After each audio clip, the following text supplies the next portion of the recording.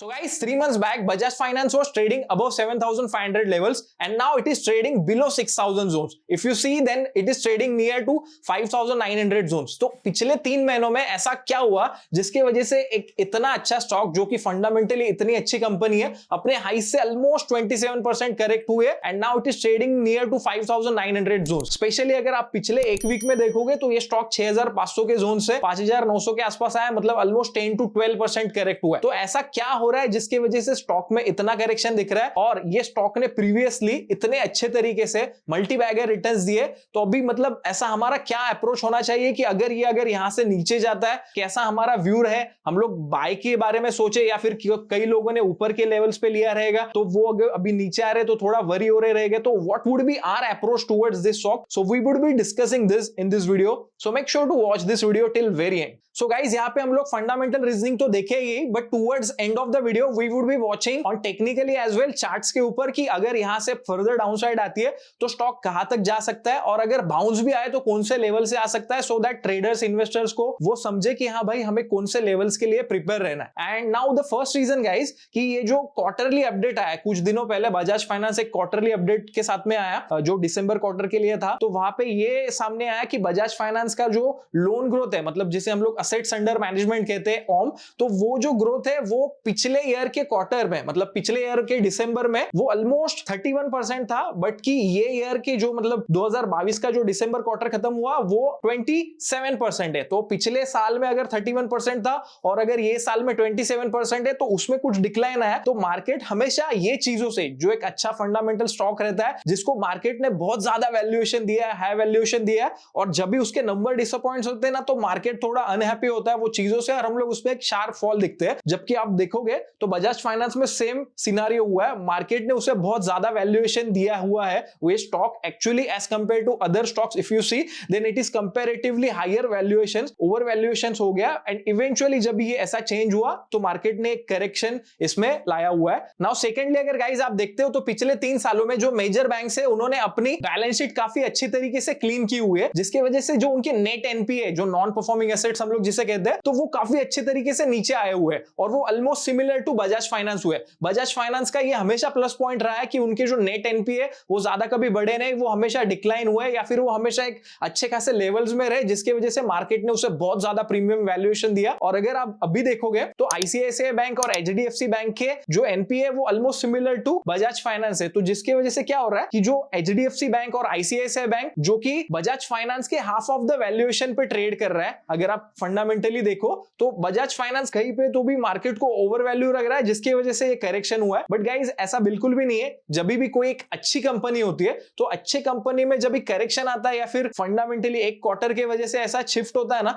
So that always turn out to be a buying opportunity. Bajaj finance में हम लोग ने ये पहले भी डिस्कस किया हुआ है, पहले भी बहुत बार देखा हुआ है कि इसमें जब भी करेक्शन आता है वो इवेंचुअली एक बाइंग अपॉर्चुनिटी टर्न आउट होती है और वहां से एक अच्छा खासा बाउंस भी आता है. So let's quickly move towards the charts, जहां पे हम लोग ये एनालिसिस करेंगे कि यार अगर नीचे भी जाता है तो हम लोग कहां पे बाय करें, अगर ऊपर जाता है तो कौन से लेवल के ऊपर हम लोग बाइंग के लिए देखें. So let's quickly move towards the charts. So guys welcome back here. यहाँ पे आप देख सकते हो कि दैट हमारे सामने वीकली चार्ट है बजाज फाइनेंस का, सॉरी मंथली चार्ट है बजाज फाइनेंस का, और वो कितने अच्छे तरीके से पिछले ऑलमोस्ट 10 12 20 साल आप देखोगे so it is in on a super up trend कि मतलब आप देख सकते हो कि कोई भी लेवल पे, जस्ट अ सेकंड, आप देखोगे तो वहां से इसने एक अच्छा खासा अपसाइड ही दिखाया हुआ है और स्टॉक ने ऑलमोस्ट 2-3 बार स्प्लिट भी किया हुआ है. तो इसने mega multibagger return generate किए. आई रिमेंबर कि मतलब जब 2020 का जब कोरोना का फॉल आया था तब इसने एक मेजर करेक्शन देखा था फर्स्ट टाइम में 4500 के लेवल से ऑलमोस्ट 1600-1700 के जोन्स पे आया था. वहां से वापस ये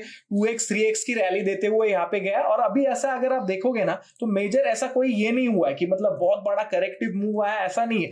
ऊपर से टॉप से 27% अगर कोई फंडामेंटली अच्छे स्टॉक में अगर करेक्शन आता है तो ऐसा उसे हम लोग बहुत बड़ा करेक्शन नहीं कह सकते. अगर आप देखोगे तो पिछले कुछ महीनों से ये इसी जोन में ही प्ले कर रहा है. तो हम लोग देखेंगे कि अगर हमें अगर अपॉर्चुनिटी बनती है तो कहां पे बनेगी और हमारा कैसा अप्रोच होना चाहिए. So will quickly move towards the daily chart. तो डेली चार्ट में गाइस आप देख सकते हो, जस्ट अ सेकंड, कि आप, हाँ एक अगर आप देखोगे तो एक ट्रायंगल टाइप में पैटर्न फॉर्म हो रहा है। आप देख सकते हो कि यहां से बाउंस हुआ था, फिर ये हाइस क्रिएट किए, फिर यहां से यहां पे, फिर यहां से ये जोन्स पे, और अभी रिसेंटली जो करेक्शन हुआ है तो यहां पे आया और अभी इसी जोन में।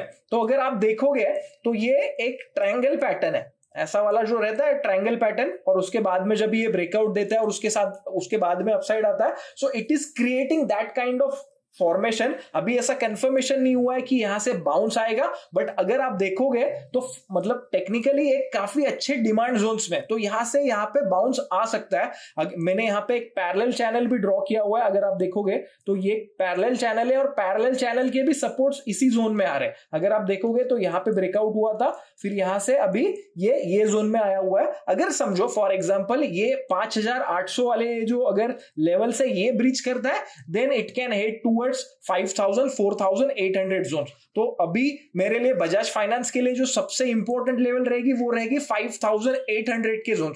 जब तक बजाज फाइनेंस 5800 नहीं ब्रीच करता है, so we would be having bias कि यार हाँ भाई ये वाले मतलब हम लोग ने जो देखा ट्रायंगल में ये स्टॉक मूव कर रहा है और फिर यहां से बाउंस आएगा, देन टूवर्ड्स 7600 की तरफ जाएगा। अभी ऐसा कुछ भी कंफर्मेशन नहीं है कि यहां पे जाएगा, क्योंकि जब भी ऐसा मेजर फॉल होता है ना गाइस, मैं आपको बता देता हूं, जब भी ऐसा स्टॉक में एक क्विक सक्सेशन में अगर ऐसा फॉल होता है ना, तो उसके बाद में ये बहुत जरूरी है कि स्टॉक वो सपोर्ट्स के आसपास बेस क्रिएट करे, वहां पे कंसोलिडेट हो। तो अगर वो आने वाले 2-3 हफ्ते, 4 हफ्ते या फिर 1-1.5-2 महीने में होता है यहाँ पे कंसोलिडेशन, उसके बाद में ये ब्रेक देता है, so that would be a very good entry. So I would be having eyes कि मैं ये जोन्स में डेफिनेटली बजाज फाइनेंस के ऊपर ध्यान रखूंगा। और ये जो आप देख सकते हो यहाँ पे 5800 के जो लेवल्स है, so that would be important support. जब तक ये ब्रीच करके नीचे क्लोज नहीं होता है, तब तक हमारा व्यू इसमें रहेगा कि हाँ भाई इसमें कंसोलिडेशन होने दीजिए, और जब भी ये अपसाइड के लिए ब्रेक करे,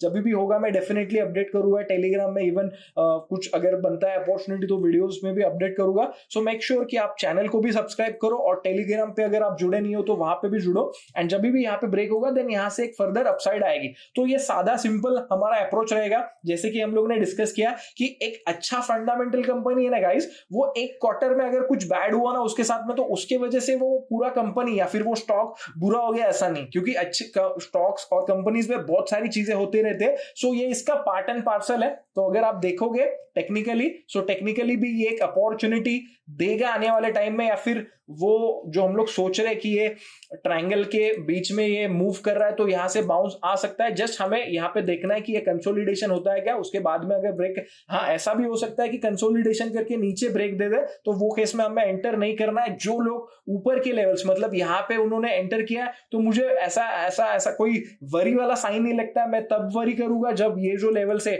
5000 4800 के जोन्स, तभी जब वो ब्रेच करे तब वो फर्दर, तब हम लोग बोल सकते हैं कि हाँ भाई यहाँ पे डिस्ट्रीब्यूशन हुआ और फिर अभी नीचे जाएगा। बट जब तक ये ब्रीच नहीं करता है तब तक ऐसा कोई वरी वाला बात नहीं है। ऐसा होगा कि अगर आप ऊपर के लेवल्स पे आपने बाय किया है तो आपकी जो रिटर्न्स का जो टाइम है वो बढ़ जाए, बट इवेंचुअली ऐसा नहीं है कि आपको रिटर्न्स नहीं मिलेगा। सो बी पेशेंट, एंड यहाँ पे हम लोग को अगर अपॉर्चुनिटी मिलती है जोन में तो हम लोग डेफिनेटली इसके लिए जाएगा। Thank you so much guys. अगर आपको वीडियो अच्छा लगा है तो make sure to like this video, and अगर आपने अभी तक सब्सक्राइब नहीं किया ना तो make sure to subscribe. We would be coming up with a lot of videos. Have an awesome time.